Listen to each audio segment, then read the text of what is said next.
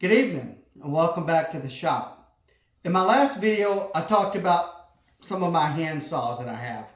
So I figured as a follow-up to that, what would be a better thing to do than use one of those hand saws and create a tool exclusively for it, and particularly something for usefulness in traditional hand tool woodworking. And this particular tool or jig that I made was called a bench hook. And if you're not familiar with what a bench hook is, it's essentially basically a jig or sacrificial piece of material here that allows you to create very accurate cuts and also acts as a sacrificial surface so you're not cutting into your workbench. Stay tuned and I'll show you how I built it.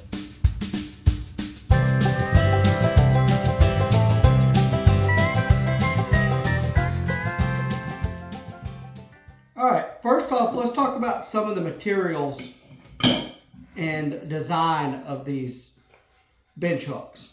Bench hooks are generally made up of three components, that being the base component or the base, which acts as your sacrificial cutting surface. As you can see here where I've already cut into it. It includes the hook, which is basically the part that sits flush up against your workbench.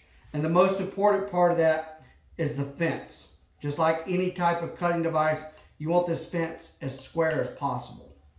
In my particular case here, I built two, and I'll explain a little bit later about why the purpose of the two is and some of the advantages of having this setup. But in my case, I had some of these leftover tongue and groove boards from the barn door build I had. And these were already pre-cut, so I didn't need to do any extra cutting. They're 6 3/4 inches wide, and that's from the outside to the inside of this raveted groove, which tongue and groove obviously has a tongue, or excuse me, the groove side and this tongue, which is already a raveted groove. Typically, when you make these bench hooks, you want to leave a cut area, and this is going to be your area where your saw is going to ride, is into a raveted groove. Mine a little bit different. So 6 3/4 wide. In my case, mine's 12 inches long. It can be any size that you'd like, any type of material. Doesn't really matter as long as it's not your workbench. The hook portion, again, doesn't really matter. This is the same material. I just cut it down to size. You do want it about the same width as your cutting surface. Again, 6 3/4. And mine is 1.5 inches tall. You just want it tall enough that it's going to make good solid contact with the end of your workbench. And I cut all this wood here with this handsaw. I already had them pre-cut at the 1.25 inches, or excuse me, 1.5 inches. Now the most important part, again, like I said, is your fence. In this case, this is a piece of cherry. I love the look of cherry. I always have. So this piece of cherry is about 7/8 of an inch thick and about 1.25 inches tall. And typically you want to take this piece and make your measurement and leave it about 1/8 of an inch shorter than your work surface. Because I already have this pre-cut groove here, I just went straight from edge to edge at 6 3/4 of an inch. I made two, and the purpose or the good advantage of these two is because they're tongue and groove boards, they can interlock together. So now you have a much larger surface. So if you're cutting longer material, you've gone from 6 3/4 out to 13 and 5/8 or so. Or if you are cutting very long pieces of material, now you've got support out on the edge of your pieces. Another advantage that I did was one of these fences is cut at a 90-degree cut. The other fence is at a 45-degree cut. And this comes in handy, especially if you're cutting 45s. You can swap sides around either or, so you got more work surface that you need. A little thing about the fence in your kerf cuts. When you set these up, I set it up to use one saw and one saw only, and that is this disc and back saw. So this curve cut is cut with this back saw to the exact thickness of this saw. If I was to use another saw, example, let's just use this saw here.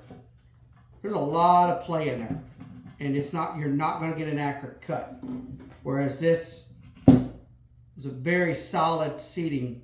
Now, if you do want to use, and typical way these are used, is you have this outside. So you could cut out here if you'd like. This comes in handy if you're going to be using a separate saw, in this case, this one. You can set it there and you can cut here, and you can use any kind of size saw, and you have a fairly solid line to cut into to keep it nice and straight. I added a small magnet, and that allows this saw to kind of mate up against it. That worked out perfectly fine. The other side, I took two 45s in. Well, I originally put one 45 in. So the first 45 was this original cut here, which worked great because I'm cutting across my body this way. Except whenever I started to make my cuts, I realized I can't really hold it this way. It's just very awkward position. That, and it's very difficult to make a 45 angle.